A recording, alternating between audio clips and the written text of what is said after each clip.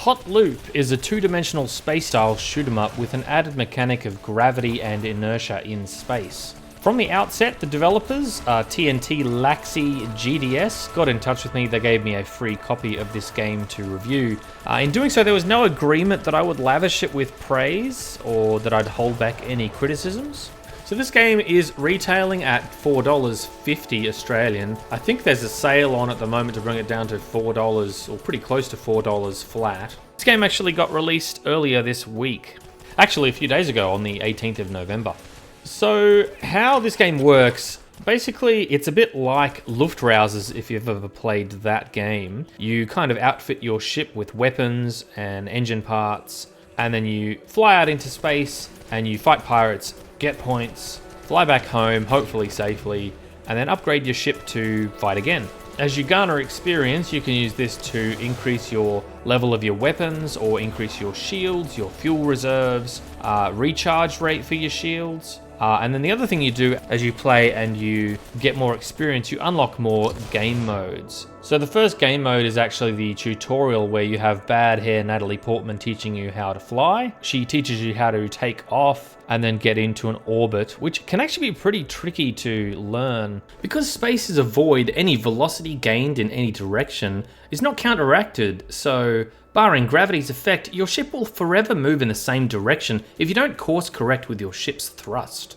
So it's always a good idea to try and gain a stable orbit around a planet so you're not actually using your fuel too much. And that way you're still moving, but you're also able to fire against enemies and alter your course in orbit as well. Because as you use your weapon, a lot of these weapons have movement themselves and cause inertia with the ship, where firing forwards make your ship move backwards, and that alters your orbit around the planetary body, potentially making you even crash into asteroids or into the planet itself. She flies like a steakhouse, but handles like a bistro.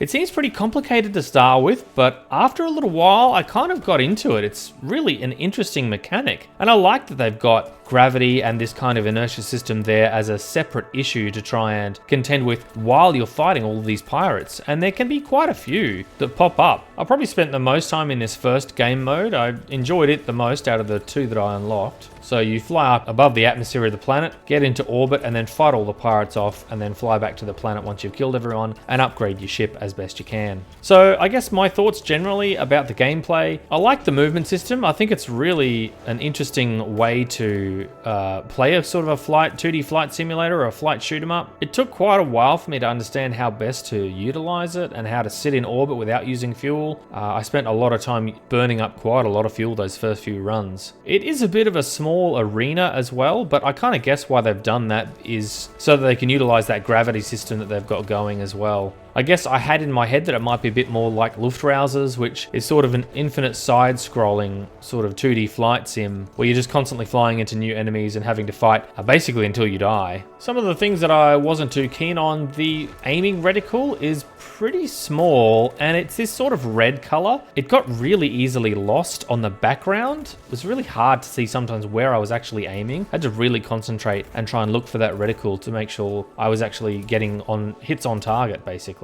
The other thing that kind of annoyed me a little bit was when you get hit by enemy fire, your ship does kind of swing a bit like a pendulum, and it can make it a little bit difficult to aim when you're in this constant swinging state. I get that you've got to take some kind of damage when you do get hit, and it's got to be a little bit of a rock for your ship so that you know that you've been hit, but that sort of swinging can get a bit irritating.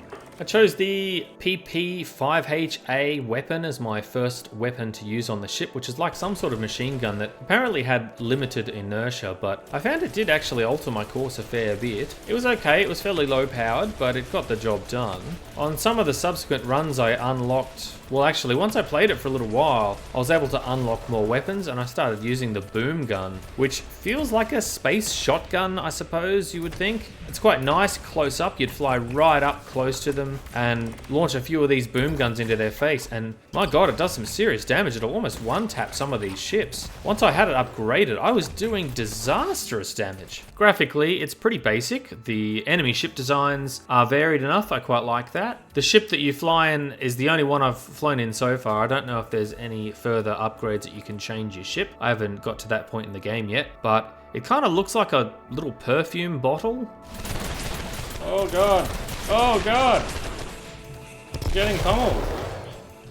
I did feel like some of these enemies were a little bit tankier than they probably should be, but then a lot of the time that feeling was when I was using the lower powered machine gun, so maybe that's normal for that particular gun. When I did swap to that boomy shotgun, they just kind of melted away. Did significantly more damage. One thing I will say is the music goes hard.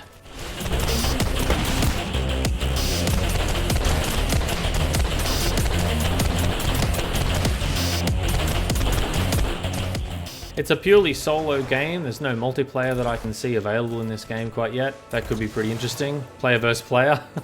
I think if you like this kind of 2D shooter in space, it's worth that. It's a nice little palate cleanser between games. Just something to pick up, have a bit of a fly around, shoot a few bad guys, upgrade, try and beat your high score. It's a nice mindless sort of 2D fun. I'm hoping that later on maybe there might be more ships. You might be able to customize your ship a little bit more. That would be nice. Certainly I like that there's more game modes. It's not just the one game mode. There's other game modes there. I think Mars is the next one I have yet to unlock. I've unlocked one where you are next to a sun and you've got to try and do a similar thing, fight pirates but stay out of the way of the sun, which can heat and melt your ship.